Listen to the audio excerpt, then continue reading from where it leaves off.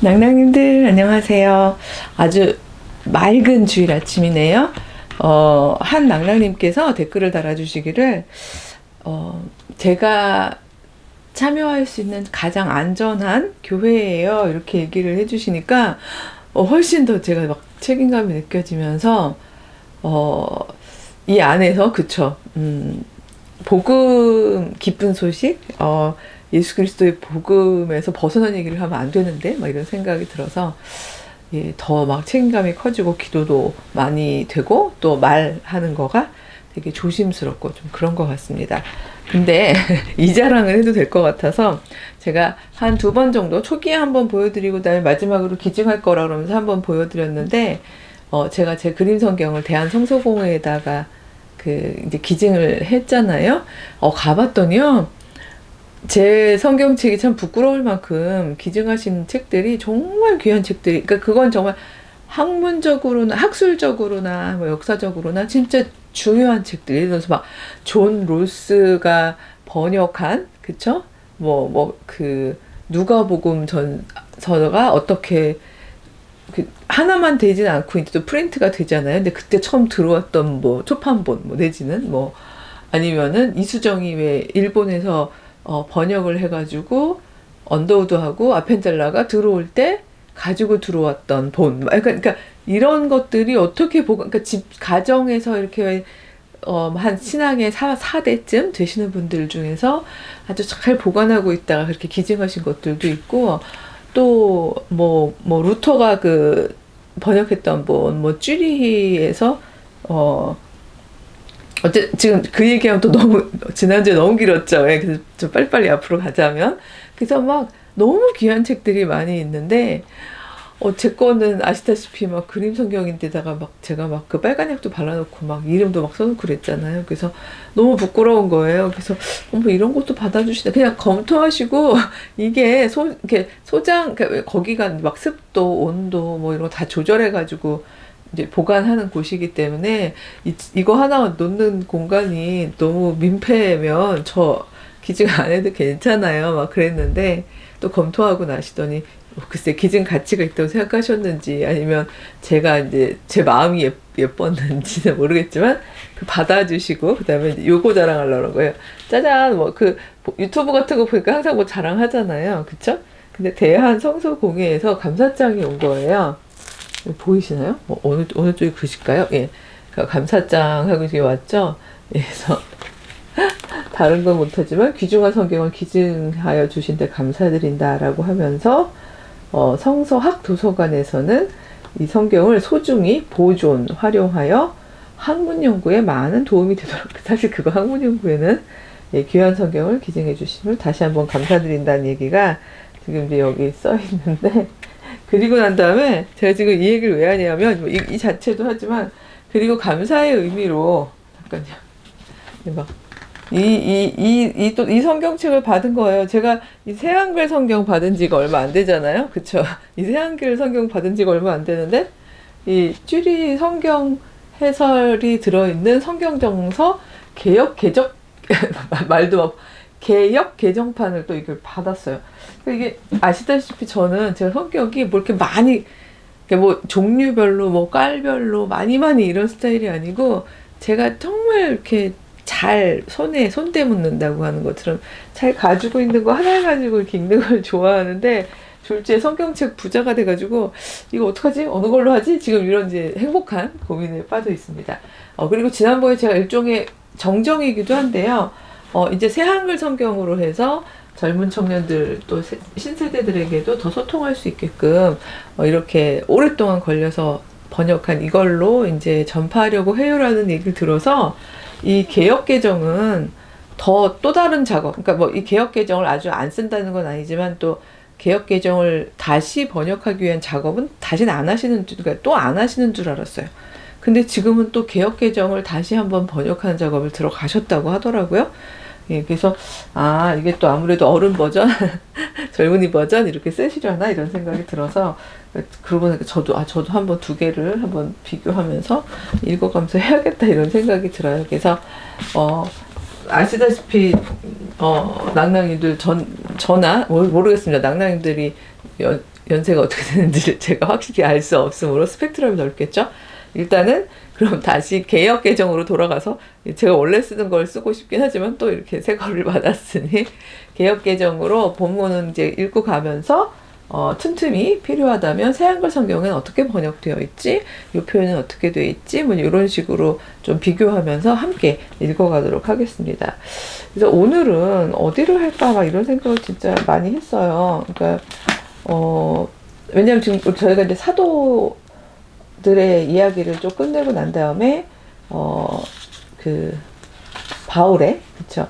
이제 바울의 편지들을 놓고서 하나하나 하진 않고 이 편지들 안에서 일종의 뭐 바울이 생각하고 있는 교회 지도자의 모습이라든가 또 그 안에서 뭐 여성의 어떤 위치라든가 이런 식으로 하나씩 주제로 좀 가고 있었고 5월 한 달은 이제 가정 문제에 대한 이야기를 하고 나니까 이제 바울에게만 근거하진 않았지만 기독교 전통적으로 쭉 역사가 흘러오면서 뭐 성, 결혼, 가족, 연애 뭐 이런 거에 대해서 어떤 입장들이 주류를 이루었나 이제 이런 거 좀 한번 훑어봤었잖아요. 다시 성경으로 돌아오면서 어디를 또 가지? 뭐 이렇게 생각하고 있었는데 우리 낭낭님들도 다 아시지만 이제 내일 모레 저희 대선 그쵸? 그래서 다 마음에 한 표, 그러니까 나 누구한테 내 한 표를 내 권리를 행사해야지 하고 다 이미 이제 마음의 결정을 하셨을 거라고 생각하고 사전투표 하신 분들도 또 있으실 거라고 생각합니다. 저는 첫날 사전투표했어요. 그러니까 저도 솔직히 조금 그래도 마지막까지 조금 더 이제 한 두 후보 중에서 이제 제가 좀 갈등했던 상황이었는데 마지막까지 조금 더 이제 추이를 보고 왜냐하면 3차까지는 토론이 끝났기 때문에 제가 이제 쭉 보면서 제 마음의 결정을 하긴 해서 후보군을 좁히긴 했지만 그럼에도 불구하고 아직 조금 더 생각해보면 어떨까라는 생각을 하고 있을 때 첫날 제가 어떤 그 이제 무슨 발표를 하는 패널로 참여해야 되는 오전 모임이 있었는데 끝나고 다 이제 학교 선생님들이다 보니까 그 바로 앞에가 사전투표장이었어요. 이제 그 학교 바로 앞이 그러니까 우리 사전투표하러 갑시다. 그래서 우르르 가게 된 거예요. 그러니까 졸지, 전 조금, 뭐 그럴 수도, 전 조금 더 생각해보고 하겠어요. 이래도 될 텐데, 이게 사람이 그래요.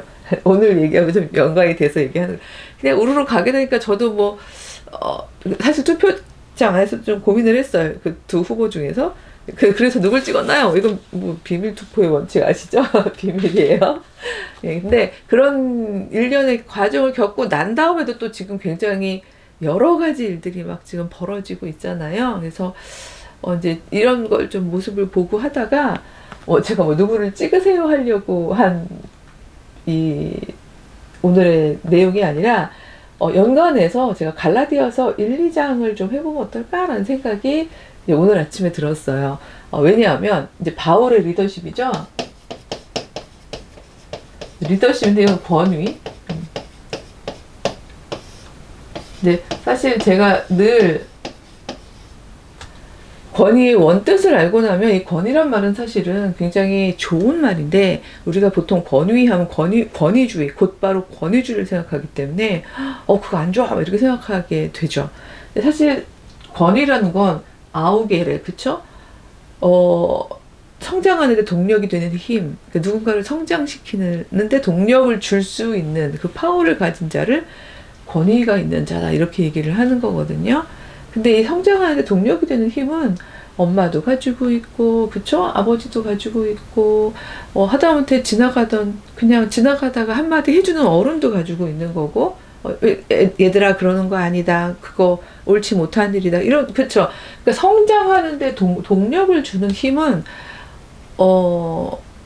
저는 누구나 가지고 있는데 이게 그렇다고 해서 그냥 가만히 있는다고 갖게 되는 마치 우리가 물에 가만히 누워있으면 뜨는 부력처럼 그런 힘은 아니라고 생각해요.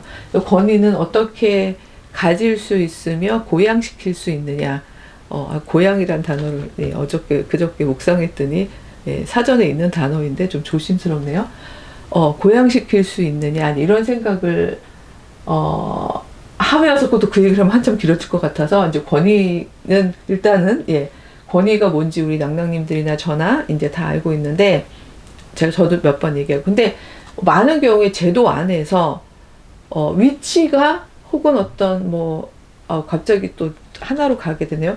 뭐 학벌이 아니면 성별이 아니면 출신 지역이 아니면 그의 직급이 뭐 아까 위치가 직급이겠죠. 이런 것들이 곧바로 권위를 부여하는 경우가 굉장히 많죠. 근데 권위의 원뜻은 사실은 그게 아니거든요. 근데도 그럼에도 불구하고 우리 인간이 살아가는 방식은 뭔가 하다못해 사진도 인증샷을 찍는데 인증된 어떤 특정한 타이틀, 어떤 지표 이런 게 갑자기 곧바로 권위를 부여하기도 해요. 그래서 사도 바울이 사실은 갈라디아서 오프닝만큼 이렇게나 나 사실 권위 있어. 나 아우게레, 나 권위를 가진 자야란 말을 이렇게까지 길게 한 다른 서신이 없어요. 근데 뭐 누구나 우리가 이제 편지 쓸 때 요즘에는 이제 손편지들 많이 안 씁니다만 편지 쓸 때 이렇게 기본 형식, 수사학적인 형식이 있죠. 대부분 처음에 제일 많이 하는 게 문안 인사잖아요. 뭐 우리 요즘 젊은이들 기체후 일양 만강 없이고 이런 거는 모르겠죠. 예, 근데 그럼에도 불구하고 뭐 잘 지냈어요? 뭐 그동안 소식이 뜸했죠? 뭐 이런 식으로 이렇게 편지를 쓸 때 보통 오프닝이라는 게 있죠. 정말 급할 때는 오프닝이 보고 바로 본론으로 들어가기도 하고요. 근데 이 갈라디아서는 비교적 이제 그 바울이 쓴 그 서신들 중에서는 이제 초기 서신에 해당하는데 갈라디아서에서는 너무 바울이 자기 얘기를 진짜 많이 해요. 이 서가 너무 길어요. 그러니까 예를 들면 이런 거죠. 사람들에게서 난 것도 아니요. 1절이에요. 곧바로 사람들에게서 난 것도 아니요. 사람으로 말미암은 것도 아니요. 오직 예수 그리스도와 그를 죽은 자 가운데서 살리신 하나님 아버지로 말미암아 사도 된 바울은 어떤 사람이냐고 쫙 얘기하는데 자기에 대한 얘기죠. 1. 사람에게서 난 거 아니야. 이거 너무 강조하죠. 그러니까 사람들이 나한테 권위를 부여한 게 아니야. 이런 얘기예요. 그러니까 요즘에 이제 대선 후보들이 소위 그 권위를 더하게 하기 위해서 각 자신이 속한 정당에 있어서 되게 정치적으로 상징적인 인물들이 있죠. 인물들을 찾아가기도 하고, 그쵸, 함께 만나는 모습을 언론이나 이렇게 대중에게 노출시키기도 하고, 또 굉장히 상징적인 인물들이 또 그를 지지하면서 권위를 더해주기도 하죠. 이렇게 사람들에게서 이제 권위가 나올 수가 있는데, 나 바울은 사람들로부터 그렇게 나온 사람이 아니야. 이런 얘기를 하는 거죠. 자, 나의 권위는 사실은 나중에 이제 뭐 일체 개념은 이제 교리화되는 건 후입니다만 두 가지가 나오죠. 예수 그리스도와 나 예수님으로부터 나오는 거야. 이 예수님은 부활 예수고 내가 만난 예수님이야. 이 얘기죠. 그 다음에 이 예수님을 죽은 자 가운데서 살리신 아버지 하나님, 즉 예수 그리스도와 하나님으로부터 말미암아 나는 이 권위를 받았어. 지금 이렇게 이야기하고 있는 거죠. 이 서술을 솔직히 이걸 모두가 알고 있고 이걸 모두가 인정하고 있으면 그걸 얘기하는 게 더 뭐라 그럴까요? 어설프죠? 그러니까 구차하죠? 예, 구차하죠. 최근에 제가 지도하고 있는 박사과정 그 한 학생 한 분이, 그러니까 아주 젊은 분은 아니고 이제 뒤늦게 뜻이 있어서 이제 공부를 하고 계시는 분인데 권사님이에요. 교회 권사님인데 이제 외부 강의를 많이 하게 되는 상황이 된 거예요. 이제 교회 여성들에게. 근데 이게 이제 고민을 많이 하더라고요. 저는 목회에 부르심은 받지 않았어요. 제가 안수를 받아야 할지 잘 모르겠어요. 하면서 이제 아무래도 제가 지도교수다 보니까 이제 많이 의논을 하셔서 뭐 이런저런 조언을 드렸는데, 그렇다고 저도 평신도입니다. 뭐 이렇게 해서 막 무조건 목사 안수 받지 마십시오. 이렇게 한 건 아니에요. 이런저런 얘기를 해드렸는데, 그분이 권사님이다 보니까 어디 가가지고 소개할 때 아직 이제 박사 과정 중이니까 또 그렇다고 박사님도 아닌 거죠. 박사님이어야지 꼭 권위가 있습니다. 이런 얘기가 아니라, 그러다 보니까 본인이 오프닝에서 내 얘기를 들어도 여러분 됩니다라는 거를 얘기하기 위해서 너무 시간이 많이 걸리더라는 거예요. 말하자면 거기 앉아있는 분들 중에 권사님도 굉장히 많으신데, 뭐 말하자면 거의 조금 이제 좀 글쎄 이게 세속적으로 표현하면, 그러니까 너도 권사 나도 권사 그렇죠.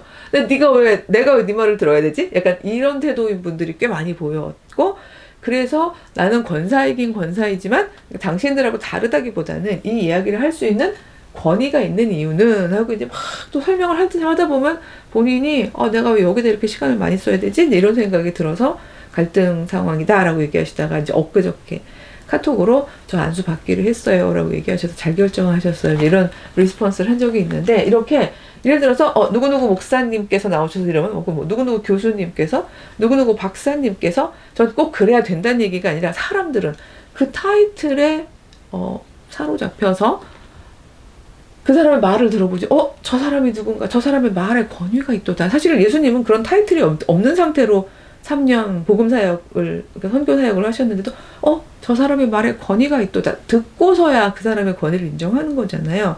근데 초반부터 내 권위를 인정해야 돼! 라고 얘기하는 상황은 솔직히 뭐 그렇게 바람직한 상황은 아니에요. 근데 바울이 지금 그 상황을 이 편지에서 지금 하고 있는 중이죠. 나 이런 사람이야. 그러니까 이걸 놓고서 저 아직도 기억나는데, 제가 대학교 다닐 때 어떤 분은 또 성서를 해석하실 때 바울이 좀 잘난 체를 하는 사람인 것 같아요. 바울이 자기 드러내기를 좀 좋아하는 사람인 것 같아요. 뭐 이런 이야기를 했던 기억도 나는데, 저는 뭐 그랬을 수도 있죠. 사람 성격에 따라서 약간 자기애 뿜뿜 막 이런 사람들 있잖아요. 근데 그랬을 수도 있지만, 저는 이 갈라디아서가 지금 얼마나 절박한 상황에서, 급박한 상황에서 어떤 특정하게 바울이 생각할 때 복음이 이런 식으로 가면 안 되는데? 라고 생각한 어떤 지점에 대해서 정정을 요청하는 그런 어떤 긴박한 상황인데, 거기 있는 사람들이, 하필 갈라디아에 있는 사람들이 혹시 말하자면, 야, 우리가 바울의 얘기를 듣는 게 맞아? 아니면 지금 여기 와 있는, 여기 이제 읽다 보면 나오지만 그런 말이 나오거든요. 그 안에 아주 조용히 스며들어가서 너희 가운데에서 이렇게 이야기를, 다른 복음을 이야기하는 사람들이 있구나라는 이야기를 하거든요. 근데 그 사람들, 여기 7절에 정확하게 워딩을 하자면요. 그러니까 그래도 해야겠죠? 다른 복음은 없나니 다만 어떤 사람들이 너희를 교란하여 그리스도의 복음을 변하게 하려 한다는 거, 이게 자기가 들은 이야기라는 거고요. 우리나 심지어 하늘에서 온 천사라도 우리가 너희에게 전한 복음 이외에 다른 복음을 전하면 저주를 받을지니, 요거를요, 만약에 그대로 이 맥락에서 탈맥락화해서 가져와서 바울이 전한 복음의 내용하고 정말 다르게 복음을 전하는 사람은 다 저주받아야 돼. 자, 이렇게 간다면 이것도 저는 왜냐하면 바울이 전한 복음은 뭐지? 이 부분에 대해서도 이 갈라디아 상황하고 별도로요, 이건 우리가 굉장히 오랜 그리고 깊은 신학적 작업을 지금 통과하는 중이고요. 여기서 인간의 한계성 때문에 누군가 발견하지 못한 걸 발견할 수도 있는 거거든요. 그래서 바울이 전한 복음이 무엇인가, 이 부분은 저는 계속해서 확장되어 갈 수 있는 이해도가 있다고 생각하는데, 여기서는 그 내용이 아닌 거죠. 이 갈라디아 사람들이 지금 직면하고 있는 특별한 상황이 있는 거고, 이 상황에서 그 다른 사람이 전하는 복음의 내용도 바울이 생각할 때 아주 핵심적인 본질에서부터 벗어나지 않는다 그러면 이렇게까지 하지 않았겠죠. 근데 본인이 생각할 때는 이거 굉장히 위험하게 갈 수 있는 부분이라서 저주를 받을지니까지 이야기를 하고 있는 중이잖아요. 근데 만약에 갈라디아에 있는 사람들이, 아니 자기가 뭔데 막 자기가 전하는 복음은 뭐 반드시 맞고, 뭐 이 사람들이 전하는 복음은 틀려?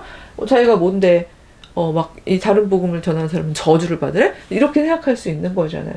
그런데 나에게 권위가 있어, 이거를 얘기할 수밖에, 서두에서부터 얘기할 수밖에 없는 상황이라는 거죠. 왜냐하면 사람들은 그럼 들으니까요. 권위 있는 자의 말을 듣죠. 그래서 아무리 그 사람이 막 칼이 막 뿜뿜 넘치고 막 그 사람이 얘기하면 막 다 혹 빨려 들어가고 그래도 어떤 제도나 공동체에서 권위를 인정한 사람이 너 말 조심해 이렇게 얘기하게 되면 다른 사람들 입장에서는 그 사람 말을 듣게 되니까요. 그만큼 긴박한 상황이라는 느낌이 저는 더 들어요. 그래서 바울이 나는 이런 사람이야 이런 얘기를 이렇게까지 하고 있는 게 아닌가라는 생각이 드는데, 그래서 계속해서 자기 얘기를 하는 거예요. 그래서 11절에 보면 여기 개정개혁인 형제들아 이렇게 되어 있습니다만, 여기 뭐죠? 새한글 성경에는 형제 자매 여러분 지금 이렇게 나와 있어요. 그리고 이건 좀 별도의 겁니다만, 여기 사도된 바울은 할 때 이 바울 앞에 수식어가 너무너무 길었잖아요. 그쵸? 지금 이거요. 뭐 사람들로부터 난 것이 아니고 예수 그리스도와 뭐 그를 죽음에 살리신 하나님으로부터 난 사도된 뭐 이렇게 지금 막 세 가지 그 수식어구가 나오죠. 근데 이렇게 되면 나 바울은 주어 찾을 때까지 우리가 수능 시험 보는 것도 아니고 젊은이들 나가 떨어질까봐 이 새한글 성경에서는 굉장히 끊었어요. 바울입니다. 사도입니다. 이렇게 시작해요. 전화가 저 백소영이에요. 막 이런. 근데 너무 저 백소영입니다. 교수입니다. 약간 이런 상황이죠. 되게 재밌게 끊었어요. 사도가 된 것은 이거 제가 약간 얼마나 좀 당황할 수 있으실까 듣는 분이 라는 생각 때문에 제가 일부러 제 상황에 대치해서 말씀을 드리는 건데 제가 교수가 된 것은 약간 구구절절 얘기하는 거 이런 걸 비슷한 거에서 왜 그러지? 이럴 수 있는 그쵸? 사도가 된 것은 뭐 사람들이 시켜서 된 것도 아니고 쭉 그 다음에 이제 뒤에 나와요. 그래서 저 바울입니다. 사도입니다. 근데 그러고 쭉 저는 왜 사도가 됐냐면요. 막 이러면서 어떤 근거로 어떤 권위로 사도가 됐냐면요. 막 쭉 나오는 거예요. 그래서 이제 어쨌든 계속 이 정도면 충분해요. 이 정도면 충분했어라고 생각할 수 있는데 그게 다가 아니에요. 지금 또 아직도 뭔가 부족하다고 생각했는지 보면은요. 11절 그 뒤에 내용인데요. 너희에게 알게 하는데 내가 전하는 복음은 사람 누군가를 만나서 그 사람들 이렇게 전해요 하고 한 게 아니라 내가 또 그들에게 받은 것도 아니고 배운 것도 아니고 예수 그리스도의 계시로 말미암아서 내가 배운 거다. 이게 흥미로운 게 그러니까 이거는 이제 이제 부르심 받은 내용이라면 내 복음은 그러니까 계시 이것도 이렇게 되면 엄청나게 권위가 있죠. 계시로 말미암아 나는 이 복음의 내용들을 받게 되었다. 여기서 이제 계시라는 건 어느 날 갑자기 이제 사도 바울이 이렇게 막 기도하다가 이걸 전해라, 저걸 전해라 이랬다는 얘기가 아니라 아시다시피 사도 바울은 유대인 중에서도 유대인이었던 사람이고 굉장히 학식이 높은 사람이잖아요. 유대교적인 어떤 성찰을 하고 있는 사람이었는데 그가 스테반이 죽는 아주 정말 임팩트가 강한 그 사건 이후로부터 해서 부활 예수님을 만나고 기도하고 묵상하고 본인 입장에서 그리스도가 누구인가 예수가 어떤 이야기를 전했는가 이런 것들에 대해서 사람들한테 배운 게 아니라 그 당시에 성서는 없었으니까 계속 하나님 앞에서 기도하고 부활하신 예수님과의 어떤 예수님과 직접 소통했던 뜻이 아니라요. 기도 가운데서 묵상하고 또 저는 분명히 들리는 이야기들도 분명히 들었을 거예요. 왜냐면 그때 구전으로 예수님의 복음이 전해지고 있었기 때문에 내용들에 대해서 묵상하고 하면서 본인이 그러니까 계시라고 표현 하나님 안에서 이제 복음이란 이런 거구나라는 걸 정립한 거죠. 그러니까 전 그렇게 얘기를 했다고 보니까 어디 누구 문화생 이 사람이 유대인으로서는 가말리아를 문화생으로 가말리아한테 배웠잖아요. 근데 그렇게 나는 베드로한테 배운 것도 아니고 예루살렘 교회에 되게 유력한 사람들로부터 배운 게 아니라는 이야기를 하는 거죠. 그래서 사실 자기가 부활하신 예수를 만나고 난 다음에도요, 3년 만에 개발을 방문하려고 예루살렘으로 올라갔다라고 되어 있는데, 그렇다고 그 전에 3년 동안 자기가 복음 사역을 안 했냐? 그거 아니란 말이에요. 그러니까 본인이 계시를 통해서 전한 거고, 여기 사람들이라고 했던 나 개발 만난 거는 3년째 되던 날 될 때 한번 갔던 거랑 여기 또 뒤에 보면 또 14년 후에 또 한번 갔었거든. 이 두 번 다 갔을 때 여기 나오는 동안 특히 1번 3년 만에 갔을 때 18절인데요. 주의 형제 야고보 외에는 다른 사도들을 보지 못하였노라. 지금 이렇게 되어 있죠. 일단 개발을 방문하러 갔으니까 개방 받겠죠. 여기 뭐 개발을 보았노라 이런 얘기는 없지만 하지만 다른 사도들 중에서는 주님의 형제 야고보 정도 봤다 이런 얘기인 거죠. 이 얘기는 다른 얘기 심지어 막 내가 너에게 쓰는 것은 하나님 앞에서 거짓말이 나 거짓말하고 있는 거 아니야 까지 얘기하는 지금 이런 상황인 거예요. 왜냐하면 게바랑 야고보 정도 봤는데 그 사람들한테도 뭐 막 뭔가를 전해 들은 거 아니야 이런 얘기를 하는 거고요. 14년 후에 갈 때는 바나바하고 디도까지 데리고 같이 가죠. 근데 거기서도 내가 사실 교회 안에서 유력한 사람들을 만나긴 했어. 근데 배우려고 만난 게 아니라 행여나 내가 이방인들을 위하여 하는 이 복음 사역에 있어서 그렇잖아요. 그 당시에 일종의 센터이고 그야말로 유력한 사람들인데 이 사람들이 바울의 권위를 인정해주지 않으면 바울이 사역을 전하는 데 있어서 걸림돌이 될 수 있잖아요.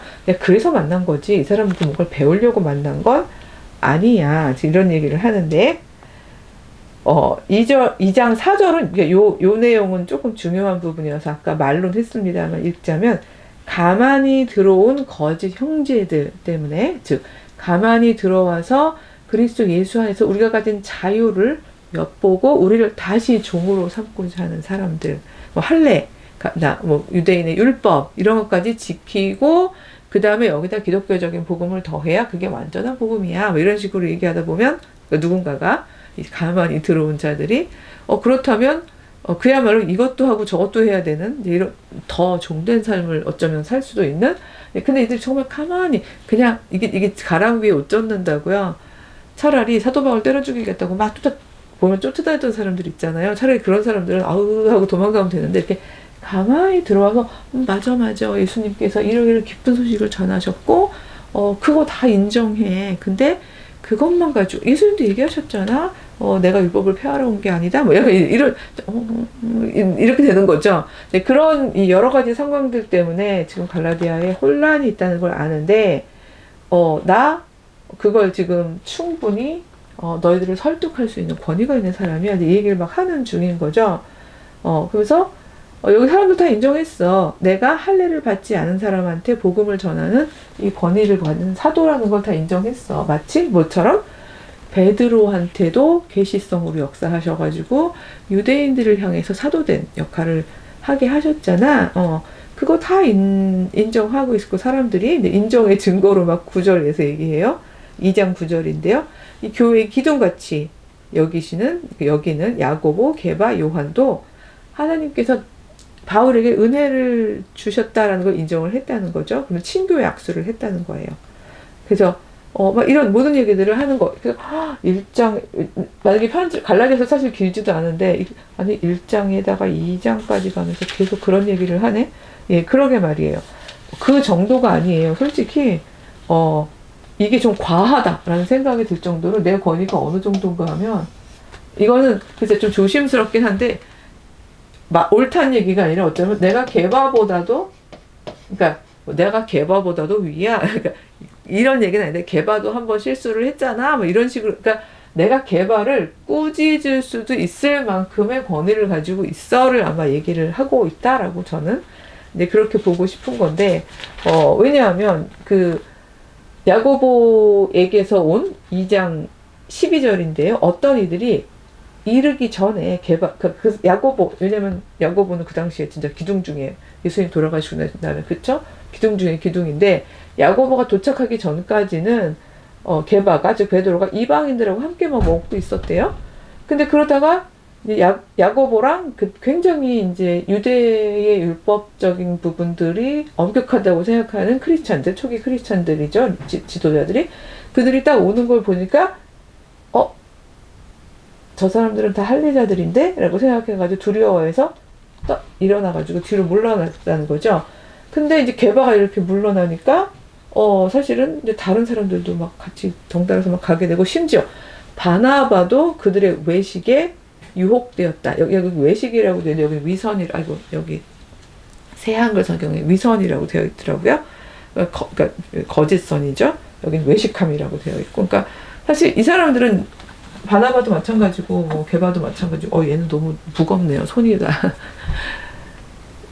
다 게바도 베드로도 왜 하나님께서 정결하다고 하신 것을 너희가 부정하다고 못한다는 계시를 받은 사람이잖아요. 그러니까 자신도 신앙 양식 안에서 그렇게 하고 있었음에도 불구하고 더 영향력이 있는 사람들이 오니까 자기도 모르게 흠칫해가지고 물러나는 이런 일이 있었다라는 거죠. 근데 거기 휩쓸림에 심지어 바나바도 휩쓸리더라. 지금 이런 이야기를 이제 하고 인간적인 면모죠. 바울의 그쵸? 여기까지 저는 이렇게까지 얘기를 할 필요가 있었나? 아무리 중요해도 막 이런 생각이 들긴 하거든요.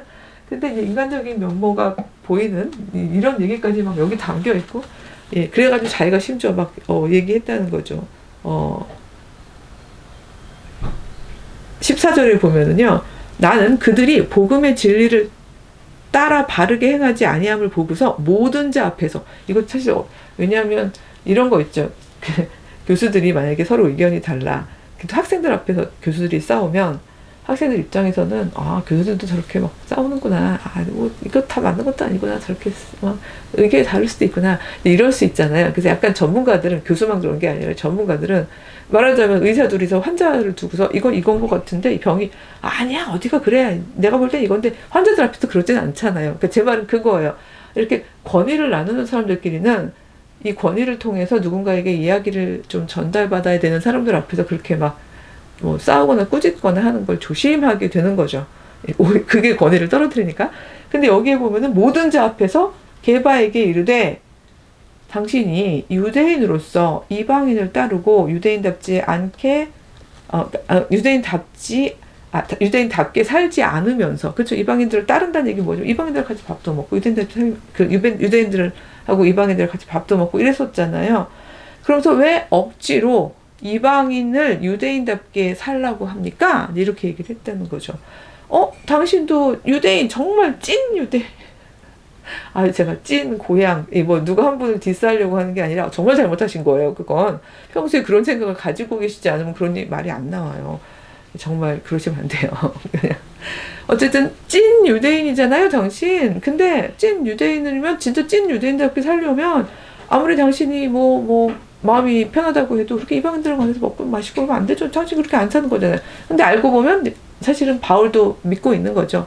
알고 보면 하나님께서 깨끗하다고 하신 것들에 대한 이 포용성을 당신도 가지고 있는 거잖아요. 그렇다면 소위 말하는 요즘 유대인들이 그 정통적으로 가지고 있는 그런 어떤 생활 수행성하고는 다른 걸 당신도 하는 거잖아요. 근데 왜 이방인들한테는 크리스찬이 되려면 할례를 받으라고 하는 거죠? 라고 이제 자기가 얘기를 했다는 거죠. 그 얘기 심지어 내가 많은 사람들 앞에서 공개적으로 그 얘기를 했어요. 막 이런 얘기를 하는 거예요. 그러면서 우리야 본래 유대인이었으니까, 그쵸? 본래 유대인이었으니까 태어나자마자 진짜 8일 만에 할례도 받고 그랬으니까 그 상태에서 크리스찬이 되는데 다른 진입장벽이 없지만, 그쵸? 그 다음에 16절은 이제 이 사람의 칭의론, 이제 바울이 믿음으로 의롭게 된다는 이론이 초기부터 이렇게 드러나는데요.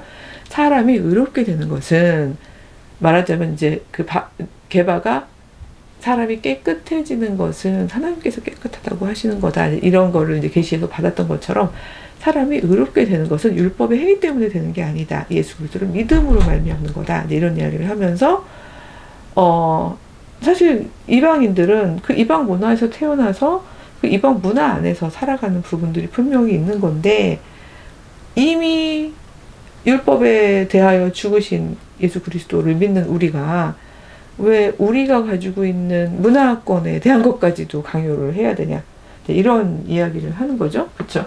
그래서 이건 이제 할례, 왜냐하면 이 사람들은 원래 할례를 받은 사람들, 초기 아주 최초의 크리스찬들은 유대인들이었으니까요. 이미 할례를 받은 세팅에서 우리가 크리스찬이 된 건데, 이건 우리의 문화지 우리가 구원받기 위한 필수 조건이 아니다. 이런 얘기를 내가 가르쳤어요. 이것까지 막 해가지고 엄청나게 1, 2장을 거의 나의 권위는 이래요라는 거를 강조하는 부분에 할애를 하는 거거든요. 그래서 이것은, 근데 저는 이제 여기서 이제 엔딩을 할 건데요. 너무 길게 하는 거 저도 조심스러워서. 근데 이것은 바울이 만약에 나 권위가 이만큼 있는 사람이야를 드러내기 위한 거였다면 저는 되게 부적절했다라고 생각을 해요.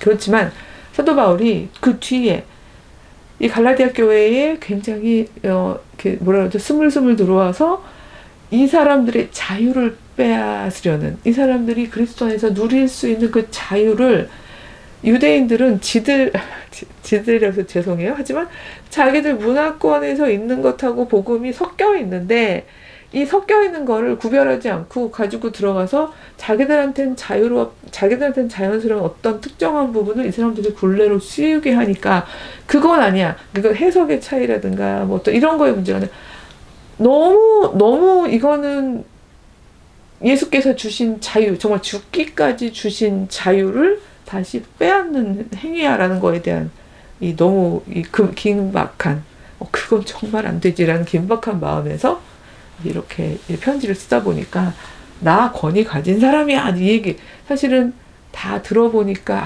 그래요, 당신이 아무런 권위도 가지고 있지 않아 보이지만 세상적 타이틀로는 들어보니 그 말씀에 힘이 있어요, 권위가 있어요. 사실 이게 제일 아름다운 전개죠.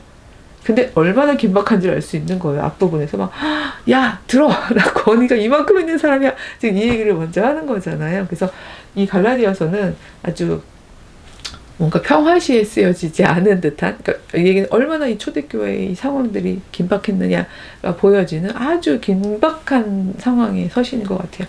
루터가 이 갈라디아서를 되게 좋아했대죠. 제일 좋아해서 자기 아내를 나의 갈라디아서라고 불렀다고 하던데, 그러게 말이에요. 이렇게 지금 우리도 지금 너무 그 어떤 긴박한 상황이 있는 것 같고요. 그래서 다들 보면은 공약으로 이렇게 접근하기보다는 그 어떤 정치적 권위를 내세우기 위해서 막 나 이런 사람이야를 덧붙이는 방식의 선거 유세를 하고 있는 상황인 것 같기도 해서 좀 안타깝기도 하고, 그런데 어쨌든 지혜롭게 잘 분별하셔서 정말 소중한 한 표를, 예, 이렇게 요즘 손가락도 조심스럽네요. 그쵸? 제가 소중한, 어떻게 해야 될지 모르겠어요. 소중한 한 표를, 예, 행사하시고, 예, 그리고 어떤 결과가 되든지 선거란, 그쵸? 이건 합법적 선거고, 또, 저희가 또 승복해야 하고, 또 그 안에서 저는 어떤 타이틀이나 누구가 지지했기 때문에가 아니라 그가 가지고 있는 공의를 위한 어떤 행동들에 의해서, 수행성에 의해서 권위가 인정되는 그런 나라가 되었으면 좋겠다라는 생각이 듭니다. 예. 그래서 이 갈라디아서에서 말하자면 저는 이제 이 권위의 문제를 좀 다루면서 사도 바울이 이렇게까지나 이야기했던 부분은, 제가 오늘 사실 그게 엔딩의 핵심이었던 거예요.